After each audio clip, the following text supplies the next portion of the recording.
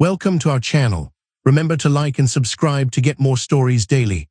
Now let's get to today's story, Space Prison.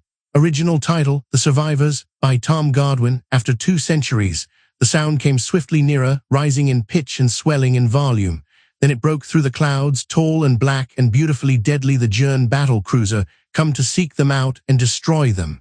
Humboldt dropped inside the stockade, exulting. For 200 years, his people had been waiting for the chance to fight the mighty Jern Empire, with bows and arrows against blasters and bombs. Part 3.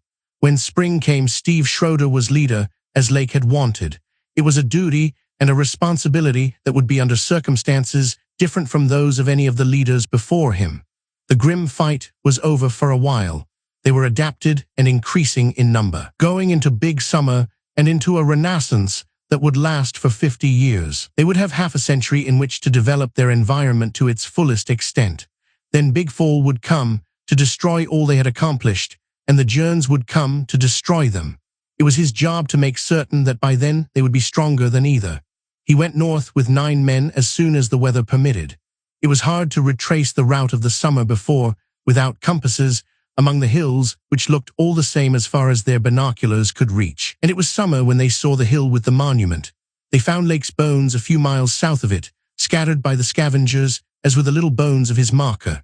They buried them together, man and marker, and went silently on toward the hill. They had brought a little hand-cranked diamond drill with them to bore holes in the hard granite and black powder for blasting. They mined the vein, sorting out the ore from the waste, and saving every particle. The vein was narrow at the surface and pinched very rapidly. At a depth of 6 feet, it was a knife blade seam. At 10 feet, it was only a red discoloration in the bottom of their shaft. "That seems to be all of it," he said to the others. "We'll send men up here next year to go deeper and farther along its course, but I have an idea. We've just mined all of the only iron vein on Ragnarok. It will be enough for our purpose." They sewed the ore in strong rawhide sacks, and then prospected without success, until it was time for the last unicorn band to pass by on its way south. They trapped 10 unicorns and hobbled their legs, with other ropes reaching from horn to hind leg on each side to prevent them from swinging back their heads or even lifting them high. They had expected the capture and hobbling of the unicorns to be a difficult and dangerous job, and it was. But when they were finished, the unicorns were helpless. They could move awkwardly about to graze, but they could not charge. It could only stand with lowered heads and fume and rumble. The ore sacks were tied on one frosty morning, and the men mounted. The horn leg ropes were loosened so the unicorns could travel, and the unicorns went into a frenzy of bucking and rearing, squealing with rage as they tried to impale their riders. The short spears, stabbing at the sensitive spot behind the jawbones of the unicorns, thwarted the backward-flung heads, and the unicorns were slowly forced into submission. The last one conceded temporary defeat, and the long journey to the south started, the unicorns going in the run that they could maintain hour after hour. Each day they pushed the unicorns until they were too weary to fight at night. Each morning, rested, the unicorns resumed the battle. It became an expected routine for both unicorns and men. The unicorns were released when the ore was unloaded at the foot of the hill before the caves, and Schroeder went to the new water wheel, where the new generator was already in place. There George Craig told him of the unexpected obstacle that had appeared. "We're stuck," George said. "The aluminum ore isn't what we thought it would be. It's scarce and very low grade, of such a complex nature that we can't refine it to the oxide with what we have to work with on Ragnarok." "Have you produced any aluminum oxide at all?" Schroeder asked. "A little. We might have enough for the wire in 100 years if we kept at it hard enough." "What else do you need? Was there enough cryolite?" he asked. "Not much of it, but enough. We have the generator set up, the smelting box built, and the carbon lining and rods ready. We have everything we need to smelt aluminum ore except the aluminum ore. Go ahead and finish up the details, such as installing the lining," he said. "We didn't get this far to be stopped now." But the prospecting parties, making full use of the time left them before winter closed down, returned late that fall to report no sign of the ore they needed. Spring came, and he was determined they would be smelting aluminum before the summer was over, even though he had no idea where the ore would be found. They needed aluminum ore of a grade high enough that they could extract the pure aluminum oxide. Specifically, they needed aluminum oxide.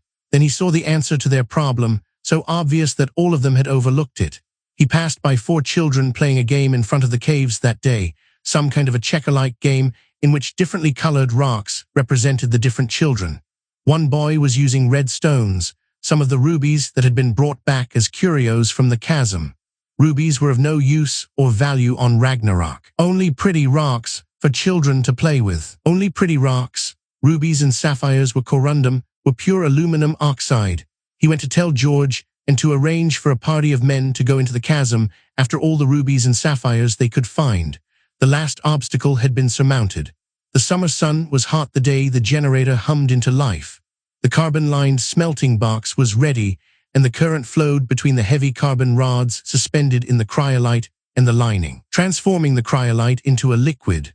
The crushed rubies and sapphires were fed into the box, glowing and glittering in blood-red and sky-blue scintillations of light, to be deprived by the current of their life and fire and be changed into something entirely different. When the time came to draw off some of the metal, they opened the orifice in the lower corner of the box. Molten aluminum flowed out into the ingot mold in a little stream, more beautiful to them than any gems could ever be, bright and gleaming in its promise that more than 6 generations of imprisonment would soon be ended. The aluminum smelting continued until the supply of rubies and sapphires in the chasm had been exhausted, but for small and scattered fragments. It was enough, with some aluminum above the amount needed for the wire. It was the year 152 when they smelted the aluminum. In 8 more years, they would reach the middle of big summer. The suns would start their long drift southward, not to return for 150 years. Time was passing swiftly by for them, and there was none of it to waste. The making of ceramics was developed to an art, as was the making of different types of glass. Looms were built to spin thread and cloth from wood's goat wool, and vegetable dyes were discovered. Exploration parties crossed the continent to the eastern and western seas, salty and lifeless seas that were bordered by immense deserts. No trees of any kind grew along their shores, and ships could not be built to cross them. Efforts were continued to develop an inorganic field of chemistry, with discouraging results, but in 159, the orange corn was successfully adapted to the elevation and climate of the caves. There was enough that year to feed the markers all winter, supply next year's seeds, and leave enough that it could be ground and baked into bread for all to taste. It tasted strange, but good. It was, Schroeder thought, symbolic of a great forward step.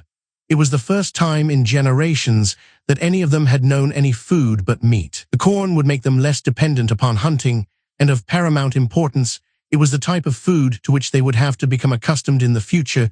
They could not carry herds of woods goats and unicorns with them on Jern battle cruisers.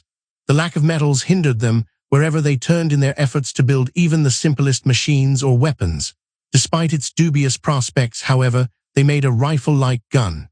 The barrel of it was thick, of the hardest, toughest ceramic material they could produce. It was a cumbersome, heavy thing, firing with a flintlock action, and it could not be loaded with much powder lest the charge burst the barrel. The flintlock ignition was not instantaneous. The lightweight porcelain bullet had far less penetrating power than an arrow, and the thing boomed and belched out a cloud of smoke that would have shown the Jerns exactly where the shooter was located. It was an interesting curio, and the firing of it was something spectacular to behold, but it was a weapon apt to be much more dangerous to the man behind it than to the Jern it was aimed at. Automatic crossbows were far better. Woods goats had been trapped and housed during the summers in shelters where sprays of water maintained a temperature cool enough for them to survive. Only the young were kept when fall came, to be sheltered through the winter in one of the caves. Each new generation was subjected to more heat in the summer and more cold in the winter than the generation before it, and by the year 160, the woods goats were well on their way toward adaptation. The next year they trapped 2 unicorns to begin the job of adapting and taming future generations of them. If they succeeded, they would have utilized the resources of Ragnarok to the limit, except for what should be their most valuable ally with which to fight the Jerns, the Prowlers. For 20 years, Prowlers had observed a truce wherein they would not go hunting for men if men would stay away from their routes of travel. But it was a truce only, and there was no indication that it could ever evolve into friendship. 3 times in the past, half-grown prowlers had been captured and caged in the hope of taming them. Each time they had paced their cages, looking longingly into the distance, refusing to eat and defiant until they died. To prowlers, as to some men, freedom was more precious than life, and each time a prowler had been captured, the free ones had retaliated with a resurgence of savage attacks. There seemed no way that men and prowlers could ever meet on common ground. They were alien to one another, separated by the gulf of an origin on worlds 250 light-years apart. Their only common heritage was the will of each to battle. But in the spring of 161, for a little while one day, the gulf was bridged. Schroeder was returning from a trip he had taken alone to the east, coming down the long canyon that led from the high face of the plateau to the country near the caves. He hurried, glancing back at the black clouds that had gathered so quickly on the mountain behind him. Thunder rumbled from within them, an almost continuous roll of it, as the clouds poured down their deluge of water. A cloudburst was coming, and the sheer-walled canyon down which he hurried had suddenly become a death trap, its sunlit quiet soon to be transformed into roaring destruction. There was only one place along its 9-mile length where he might climb out, and the time was already short in which to reach it. He had increased his pace to a trot when he came to it, a talus of broken rock that sloped up steeply for 30 feet to a shelf. A ledge 11 feet high stood over the shelf, and other, lower, ledges set back from it like climbing steps. At the foot of the talus, he stopped to listen, wondering how close behind him the water might be. He heard it coming, a sound like the roaring of a high wind up the canyon, and he scrambled up the talus of loose rock to the shelf at its top. The shelf was not high enough above the canyon's floor, he would be killed there, and he followed it 50 feet around a sharp bend. There it narrowed abruptly to merge into the sheer wall of the canyon. Blind alley. He ran back to the top of the talus, where the edge of the ledge, ragged with projections of rock, was unreachably far above him. As he did so, the roaring was suddenly a crashing, booming thunder, and he saw the water coming. It swept around the bend at perhaps 100 miles an hour, stretching from wall to wall of the canyon, the crest of it seething and slashing and towering 40 sheer feet above the canyon's floor. A prowler was running in front of it, running for its life and losing. There was no time to watch. He leaped upward, as high as possible, his crossbow in his hand. He caught the end of the bow over one of the sharp projections of rock on the ledge's rim and began to pull himself up, afraid to hurry lest the rock cut the bowstring in two and drop him back. It held, and he stood on the ledge safe as the prowler flashed up the talus below. It darted around the blind alley shelf and was back a moment later. It saw that its only chance would be to leap up on the ledge where he stood, and it tried, handicapped by the steep, loose slope it had to jump from. It failed and fell back. It tried again, hurling itself upward with all its strength, and its claws caught fleetingly on the rough rock a foot below the rim. It began to slide back, with no time left it for a third try. It looked up at the rim of safety that it had not quite reached, and then on up at him. Its eyes bright and cold, with the knowledge that it was going to die, and its enemy would watch it. Schroeder dropped flat on his stomach and reached down, past the massive black head, to seize the prowler by the back of the neck. He pulled up with all his strength, and the claws of the prowler tore at the rocks as it climbed. When it was coming up over the ledge safe, he rolled back from it and came to his feet in one swift, wary motion, his eyes on it and his knife already in his hand. As he did so, the water went past below them with a thunder that deafened. Logs and trees shot past. Boulders crashed together, and things could be seen surging in the brown depths. Shapeless things that had once been woods goats and the battered gray bulk of a unicorn. He saw it all with a sideward glance, his attention on the prowler. It stepped back from the rim of the ledge and looked at him, warily as he looked at it. With the wariness was something like question and almost disbelief. The ledge they stood on was narrow, but it led out of the canyon and to the open land beyond. He motioned to the prowler to precede him, and hesitating a moment, it did so. They climbed out of the canyon and out onto the grassy slope of the mountainside. The roar of the water was a distant rumble there, and he stopped. The prowler did the same, and they watched each other again, each of them trying to understand what the thoughts of the other might be. It was something they could not know. They were too alien to each other and had been enemies too long. Then a gust of wind swept across them, bending and rippling the tall grass, and the prowler swung away to go with it and leave him standing alone. His route was such that it diverged gradually from that taken by the prowler. He went through a grove of trees and emerged into an open glade on the other side. Up on the ridge to his right, he saw something black for a moment, already far away. He was 30 feet from the next grove of trees when he saw the gray shadow waiting silently for his coming within them. Unicorn, his crossbow rattled as he jerked back the pistol grip. The unicorn charged, the underbrush crackling as it tore through it, and a vine whipping like a rope from its lowered horn.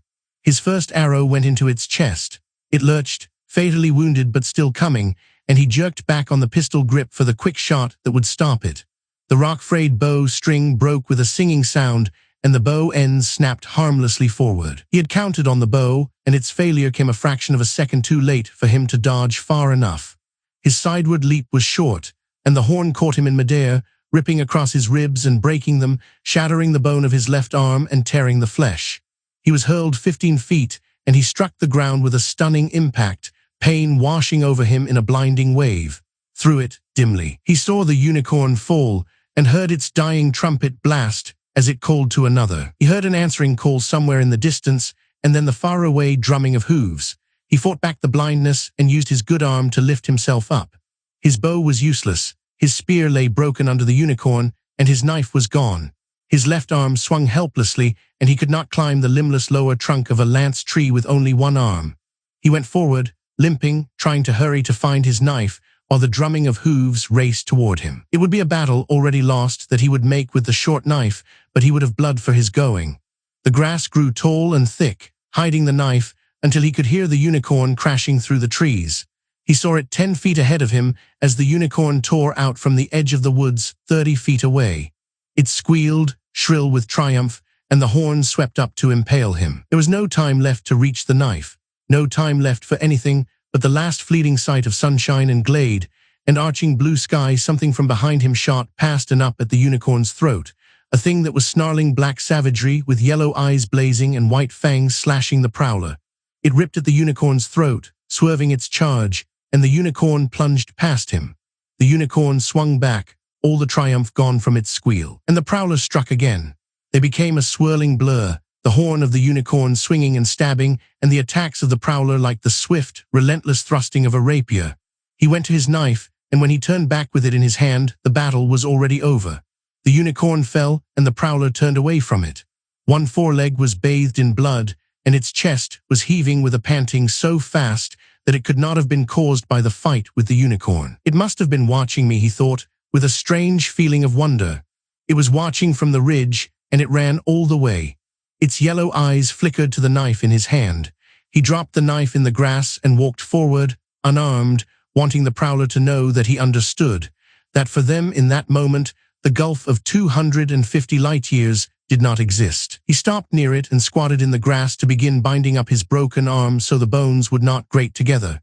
It watched him, then it began to lick at its bloody shoulder, standing so close to him that he could have reached out and touched it. Again he felt the sense of wonder. They were alone together in the glade, he and a prowler, each caring for his hurts. There was a bond between them that for a little while made them like brothers. There was a bridge for a little while across the gulf that had never been bridged before. When he had finished with his arm and the prowler had lessened the bleeding of its shoulder, it took a step back toward the ridge. He stood up, knowing it was going to leave. "I suppose the score is even now," he said to it, "and we'll never see each other again, so good hunting and thanks." It made a sound in its throat, a queer sound that was neither bark nor growl, and he had the feeling it was trying to tell him something. Then it turned and was gone like a black shadow across the grass, and he was alone again.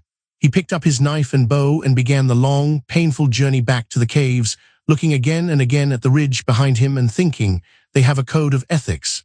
They fight for their survival, but they pay their debts. Ragnarok was big enough for both men and prowlers. They could live together in friendship as men and dogs of earth lived together. It might take a long time to win the trust of the prowlers, but surely it could be done. He came to the rocky trail that led to the caves, and there he took a last look at the ridge behind him, feeling a poignant sense of loss and wondering if he would ever see the prowler again or ever again know the strange, wild companionship he had known that day. Perhaps he never would. But the time would come on Ragnarok when children would play in the grass with prowler pups, and the time would come when men and prowlers, side by side, would face the Journs. In the year that followed, there were 2 incidents when a prowler had the opportunity to kill a hunter on prowler territory and did not do so. There was no way of knowing if the prowler in each case had been the one he had saved from the cloudburst, or if the prowlers, as a whole, were respecting what a human had done for one of them. Schroeder thought of again trying to capture prowler pups, very young ones, and decided it would be a stupid plan. Such an act would destroy all that had been done toward winning the trust of the prowlers. It would be better to wait, even though time was growing short, and find some other way. The fall of 163 came, and the suns were noticeably moving south. That was the fall that his third child, a girl, was born. She was named Julia, after the Julia of long ago, and she was of the last generation that would be born in the caves. Plans were already underway to build a town in the valley, a mile from the caves. The unicorn-proof stockade wall that would enclose it was already under construction, being made of stone blocks. The houses would be of diamond sword stone, thick-walled, with dead-air spaces between the double walls to insulate against heat and cold. Tall, wide canopies of lance tree poles and the palm-like medusabush leaves would be built over all the houses to supply additional shade. The woods goats were fully adapted that year and domesticated to such an extent that they had no desire to migrate with the wild goats. There was a small herd of them then, enough to supply a limited amount of milk, cheese, and wool. The adaptation of the unicorns proceeded in the following years, but not their domestication. It was their nature to be ill-tempered and treacherous, and only the threat of the spears in the hands of their drivers forced them to work that they could have done easily had they not diverted so much effort each day to trying to turn on their masters and kill them. Each night they were put in a massive walled corral, for they were almost as dangerous as wild unicorns. The slow, painstaking work on the transmitter continued while the suns moved farther south each year. The move from the caves to the new town was made in 179, the year that Schroeder's wife died. His two sons were grown and married, and Julia, at 16, was a woman by Ragnarok standards, blue-eyed and black-haired as her mother, a Craig, had been, and strikingly pretty in a wild, reckless way. She married Will Humboldt that spring, leaving her father alone in the new house in the new town. 4 months later, she came to him to announce with pride and excitement, "I'm going to have a baby in only 6 months. If it's a boy, he'll be the right age to be leader when the Journs come, and we're going to name him John, after the John who was the first leader we ever had on Ragnarok." Her words brought to his mind a question, and he thought of what old Dale Craig, the leader who had preceded Lake, had written.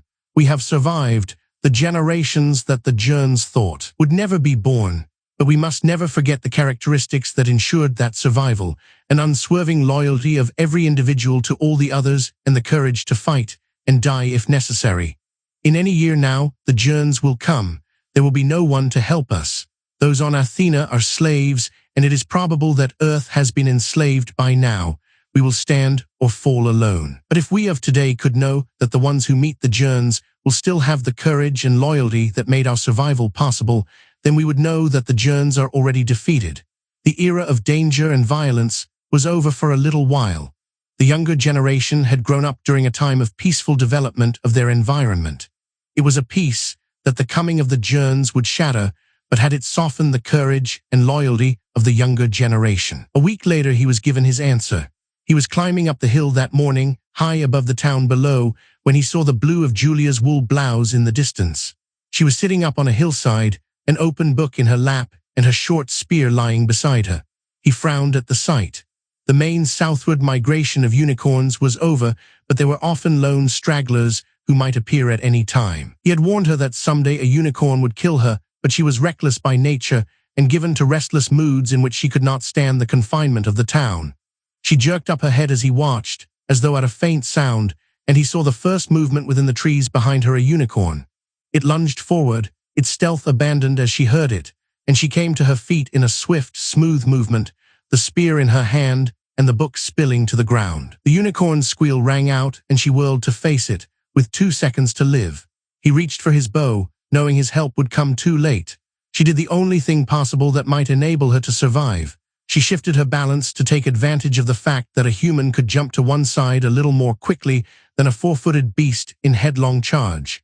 As she did so, she brought up the spear for the thrust into the vulnerable area just behind the jawbone. It seemed the needle point of the black horn was no more than an arm's length from her stomach when she jumped aside with the lithe quickness of a prowler, swinging as she jumped and thrusting the spear with all her strength into the unicorn's neck. The thrust was true, and the spear went deep.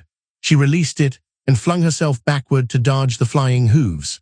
The force of the unicorn's charge took it past her, but its legs collapsed under it, and it crashed to the ground, sliding a little way before it stopped. It kicked once and lay still. She went to it to retrieve her spear, and even from the distance there was an air of pride about her as she walked past her bulky victim.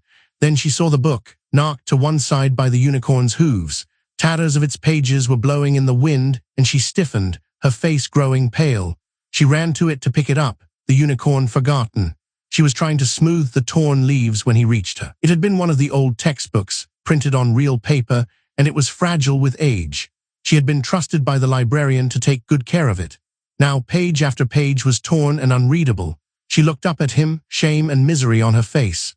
"Father," she said. The book eye, he saw that the unicorn was a bull considerably larger than the average. Men had in the past killed unicorns with spears, but never before had a 16-year-old girl done so. He looked back at her, keeping his face emotionless, and asked sternly, "You what?" I guess I didn't have any right to take the book out of town. I wish I hadn't. You promised to take good care of it," he told her coldly. "Your promise was believed and you were trusted to keep it. But I didn't mean to damage it. I didn't mean to." She was suddenly very near to tears. "I'm not a beman. Go back to town," he ordered. "Tonight bring the book to the town hall and tell the council what happened to it." She swallowed and said in a faint voice, "Yes, father." She turned and started slowly back down the hill, not seeing the unicorn as she passed it, the bloody spear trailing disconsolately behind her and her head hanging in shame. He watched her go, and it was safe for him to smile. When night came and she stood before the council, ashamed to lift her eyes to look at them, he would have to be grim and stern as he told her how she had been trusted and how she had betrayed that trust. But now, as he watched her go down the hill, he could smile with his pride in her and know that his question was answered, that the younger generation had lost neither courage nor loyalty. Julia saved a child's life that spring and almost lost her own. The child was playing under a half-completed canopy when a sudden, violent wind struck it and transformed it into a death trap of cracking, falling timbers. She reached him in time to fling him to safety, but the collapsing roof caught her before she could make her own escape. Her chest and throat were torn by the jagged ends of the broken poles, and for a day and a night her life was a feebly flickering spark. She began to rally on the second night, and on the third morning she was able to speak for the first time, her eyes dark and tortured with her fear. "My baby, what did it do to him?" She convalesced slowly, haunted by the fear. A son was born 5 weeks later, and her fears proved to have been groundless. He was perfectly normal and healthy, and hungry, and her slowly healing breasts would be dry for weeks to come. By a coincidence that had never happened before and could never happen again, there was not a single feeding-time foster mother available for the baby. There were many expectant mothers, but only 3 women had young babies, and each of the 3 had twins to feed. But there was a small supply of frozen goat milk in the ice house, enough to see young Johnny through until it was time for the goat herd to give milk. He would have to live on short rations until then, but it could not be helped. Johnny was a month old when the opportunity came for the men of Ragnarok to have their ultimate ally. The last of the unicorns were going north, and the prowlers had long since gone. The blue star was lighting the night like a small sun when the breeze coming through Schroeder's window brought the distant squealing of unicorns. He listened, wondering. It was a sound that did not belong. Everyone was safely in the town, most of them in bed, and there should be nothing outside the stockade for the unicorns to fight. He armed himself with spear and crossbow and went outside. He let himself out through the east gate and went toward the sounds of battle. They grew louder as he approached, more furious, as though the battle was reaching its climax. He crossed the creek and went through the trees beyond. There, in a small clearing no more than half a mile from the town, he came upon the scene. A lone prowler was making a stand against 2 unicorns. 2 other unicorns lay on the ground, dead, and behind the prowler was the dark shape of its mate lying lifelessly in the grass. There was blood on the prowler, purple in the blue starlight, and gloating rang in the squeals of the unicorns as they lunged at it. The leaps of the prowler were faltering as it fought them, the last desperate defiance of an animal already dying. He brought up the bow and sent a volley of arrows into the unicorns. Their gloating squeals died and they fell. The prowler staggered and fell beside them. It was breathing its last when he reached it, but in the way it looked up at him, he had the feeling that it wanted to tell him something, that it was trying hard to live long enough to do so. Died with the strange appeal in its eyes, and not until then did he see the scar on its shoulder, a scar such as might have been made long ago by the rip of a unicorn's horn. It was the prowler he had known 19 years before. The ground was trampled all around by the unicorns, showing that the prowlers had been besieged all day. He went to the other prowler and saw it was a female. Her breasts showed that she had had pups recently, but she had been dead at least 2 days. The hind legs had been broken sometime that spring, and they were still only half-healed, twisted, and almost useless. Then that was why the two of them were so far behind the other prowlers. Prowlers, like the wolves, coyotes, and foxes of Earth, mated for life, and the male helped take care of the young. She had been injured somewhere to the south, perhaps in a fight with unicorns, and her mate had stayed with her as she hobbled her slow way along and killed game for her. The pups had been born, and they had had to stop. Then the unicorns had found them, and the female had been too crippled to fight. He looked for the pups, expecting to find them trampled and dead. But they were alive, hidden under the roots of a small tree near their mother. Prowler pups alive. They were very young, small and blind and helpless. He picked them up, and his elation drained away as he looked at them. They made little sounds of hunger, almost inaudible, and they moved feebly, trying to find their mother's breasts, and already so weak that they could not lift their heads. Small chunks of fresh meat had been left beside the pups, and he thought of what the prowler's emotions must have been as his mate lay dead on the ground, and he carried meat to their young, knowing they were too small to eat it, but helpless to do anything else for them. And he knew why there had been the appeal in the eyes of the prowler as it died, and what it had tried to tell him: save them. As you once saved me. He carried the pups back past the prowler and looked down at it in passing. I'll do my best, he said.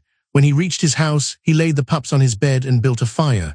There was no milk to give them. The goats would not have young for at least another 2 weeks, but perhaps they could eat a soup of some kind. He put water on to boil and began shredding meat to make them a rich broth. One of them was a male, the other a female. And if he could save them, they would fight beside the men of Ragnarok when the Journs came. He thought of what he would name them as he worked. He would name the female Sigyn, after Loki's faithful wife who went with him when the gods condemned him to Hel, the Teutonic underworld. And he would name the male Fenrir, after the monster wolf who would fight beside Loki when Loki led the forces of Hel in the final battle on the day of Ragnarok. But when the broth was prepared and cooled enough, the pups could not eat it. He tried making it weaker, tried it mixed with corn and herb soup, tried corn and herb soups alone. They could eat nothing he prepared for them. When grey daylight entered the room, he had tried everything possible and had failed. He sat wearily in his chair and watched them, defeated. They were no longer crying in their hunger, and when he touched them, they did not move as they had done before. They would be dead before the day was over, and the only chance men had ever had to have prowlers as their friends and allies would be gone. The first rays of sunrise were coming into the room, revealing fully the frail thinness of the pups, when there was a step outside and Julia's voice. "Father, come in, Julia," he said, not moving. She entered, still a pale shadow of the reckless girl who had fought a unicorn, even though she was slowly regaining her normal health. She carried young Johnny in one arm, in her other hand, his little bottle of milk. Johnny was hungry. There was never quite enough milk for him, but he was not crying. Ragnarok children did not cry. She saw the pups and her eyes went wide. "Prowlers, baby prowlers, where did you get them?" he told her, and she went to them to look down at them and say, "If you and their father hadn't helped each other that day, they wouldn't be here, nor you, nor I, nor Johnny, none of us in this room. They won't live out the day," he said. "They have to have milk, and there isn't any." She reached down to touch them, and they seemed to sense that she was someone different. They stirred, making tiny whimpering sounds and trying to move their heads to nuzzle at her fingers.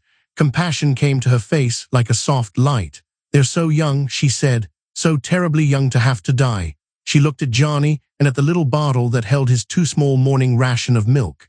"Johnny, Johnny," her words were almost a whisper. "You're hungry, but we can't let them die. And someday, for this, they will fight for your life."